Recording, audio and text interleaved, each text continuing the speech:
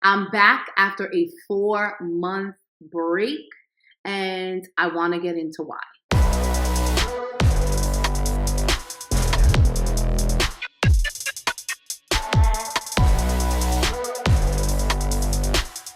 So it's been 4 months. Yes, 4 months. It's been since August that I have not posted anything. It's been 4 months since I've served in any capacity, coached in any capacity, wrote in any capacity. Like, I let it all go. So why did I do that? Because I couldn't anymore. I had to lift up my hands to the Lord and let him know, okay, I give up. I understand what you're trying to tell me. I'm finally going to let it all go. And here's the thing, I didn't want to. I didn't want to let go. God had been telling me for months to take a break, let it go, take a break, lay it down, take a break. And I kept trying to look for different ways to do it. And I don't know if this is you. I don't know if this is a relationship for you. You know, maybe it is ministry and you do need a sabbatical. Maybe it's content creation for you too. Maybe you just need to fall back and take a break and breathe a little bit. So I want to talk to you today. If you find yourself in a position where you feel like the Lord is telling you to take a break, but something in you keeps clinging on, trying to adjust and looking for different ways to keep that thing, to keep that relationship, to keep that ministry, whatever it is for you. I believe that we are in a time and in a season that God is going to speak very clearly to his people. He is a God who gives you ears to hear what he's saying. And so I'm coming on here and I kind of just want to have a conversation with you who are having trouble giving it up. So I'll start with, God had been telling me that I needed a break. I was burning out in my coaching business. The workload just started becoming too much. I started looking for ways to streamline things. I started looking for ways to market differently. Like, I was burnt out. I was overwhelmed. But how many of us know that when you have overwhelm in your life for so long, overwhelm becomes a very natural part of life. And I knew I didn't want to live my life like that no more. I didn't want to live stressed out. I didn't want to live overwhelmed. I didn't want to feel tension all the time and all of those things. But the thing is, what I didn't want, I was actually doing to myself. And there came a point in time where God had to rebuke me. And maybe that's the word you need right now from the Lord. Let me tell you what God said to me, girl, okay? He said, listen, I'm trying to give you rest. You keep finding different ways to try and get what you want and my rest. And I'm telling you that you have to kind of give this up so that you can receive my rest. And in that rest, what will happen is all the contents of your heart, the reason you are holding on to the thing, the relationship, the job, the purpose, the ministry, all of those things will come up for you. And that's what I want to deal with behind the scenes. And I can't do that with you running around frantically and still wanting my rest. So you have a decision to make. And that's when he got my life, girl. He was just like, you have a decision to make. Do you want my rest or do you want to keep doing this on your own? Because you can't have both. And honey, I just had to lift up my hands and say, Lord, I give it up. I just give it up. Now, would I have done things differently? Looking back at things, yeah, I probably would have done it a lot differently, right? But in that moment, I knew that God had arrested my heart in a way that he was telling me, Maggie, if you don't let this go, if you don't lay your hands off of this, then you are going to find yourself in a position for a way longer period of time. Like, have you ever had that happen to you? Your decisions extend your season. That's a word for somebody. Your decisions extend your seasons. Sometimes God is letting you know, listen, you've turned a moment into a season because of the decisions that you keep making. And so I went online to my group, my coaching group. I let them know everything. I was honest with them. and I let it all go. I'm talking about if I had to refund someone, I refunded them, but everything was getting shut down. Like, it was that kind of a rest in my soul. And I hadn't felt that kind of a rest in a long time. You know what it feels like when it's God tugging on you, right? You may try to reason that in your mind because you still want what you want. But when you understand that obeying him at all costs, that for you to elevate in your faith and to start understanding that obeying God will always be better than sacrifice, and that he's actually trying to do something in your soul that will not only profit you, but benefit other people. And all you have to do is surrender. Sometimes that can be the hardest thing. Right? We become accustomed even to our problems. And I found myself in this position. So here was the hardest part of it all.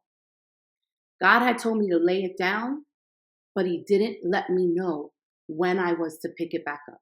See, waiting has different levels to it. 4 months of waiting on the Lord.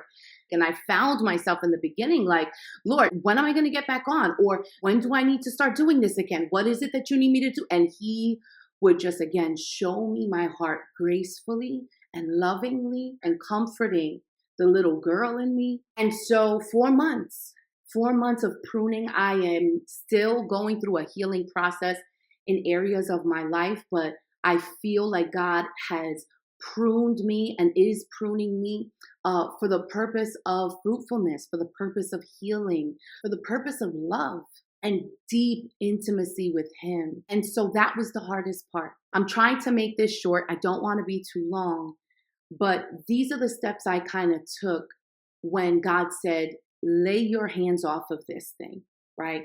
Back up and take some rest. Number one, I obeyed, right? It may not have come right when God said it, because I can be honest enough to say that it didn't come. I tried to figure this thing out by myself. But in the end, when I obeyed, immediately there was a sense of relief, right? And relief is different than peace. But at the end of the day, I felt like I exhaled.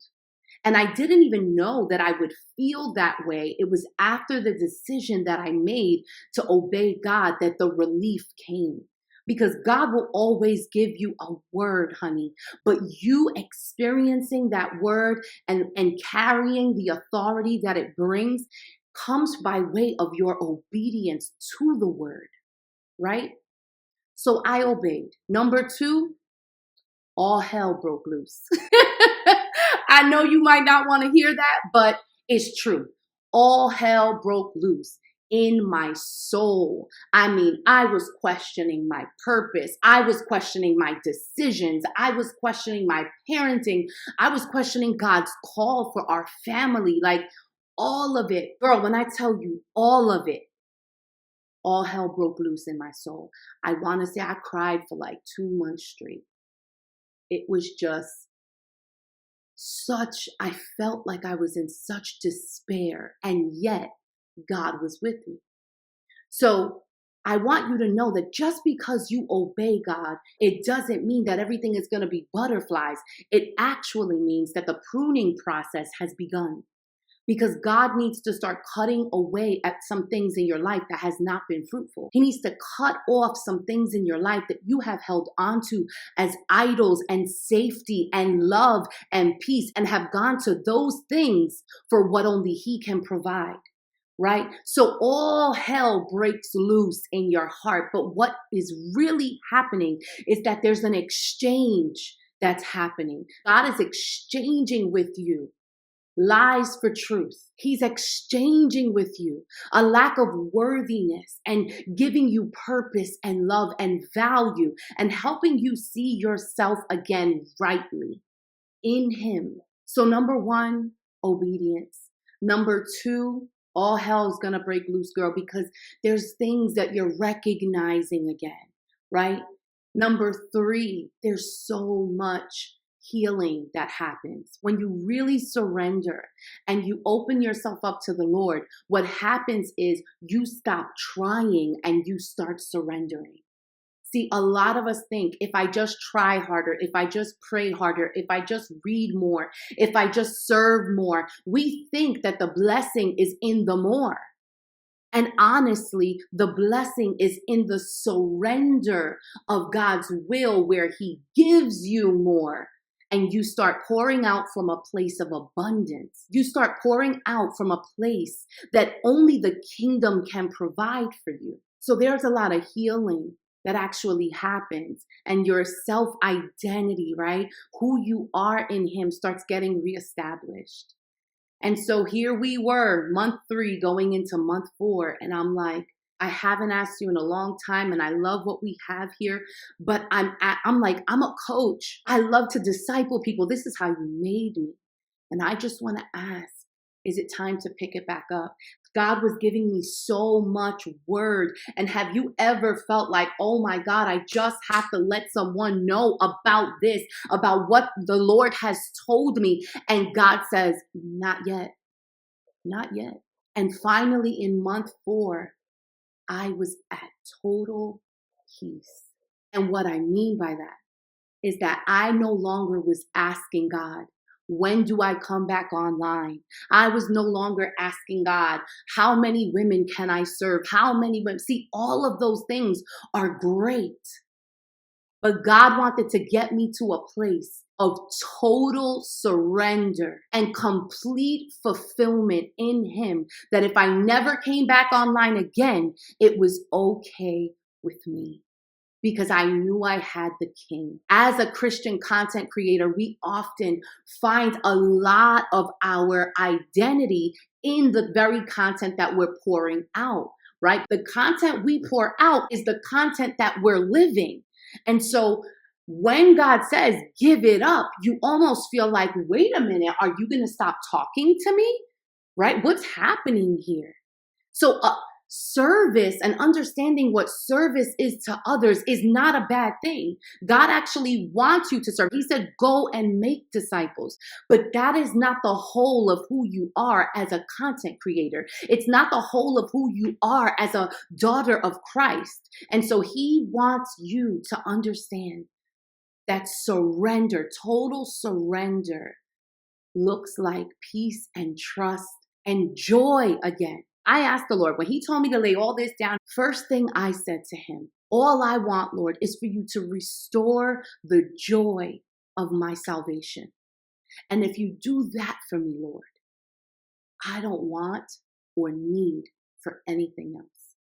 And so it took 4 months of processing and healing and allowing the Holy Spirit to coach me.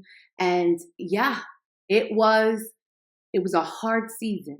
It was a hard season, but I'm so grateful for it. And so I want to challenge you that if you are in a season that you're feeling overwhelmed, stressed, burnt out, you don't even know, whether you're coming or you're going, look at what God could potentially be telling you to let go of. And when you decide to let go of it, be aware of all of the things that are going to come up for you, because things will come up. Emotions that you thought you never would feel over something like this will come up. And the spiritual warfare that you will go through will come up. But know that you have a God who is with you, who loves you, and who is always on your side. God bless you. I am so happy to be back, and I'm going to be coming to you weekly. I just want to pour out, and that's what I've been instructed to do. My soul feels refreshed. I feel recharged. I feel rested, and I'm grateful to God. And so, yeah, let's go, girl.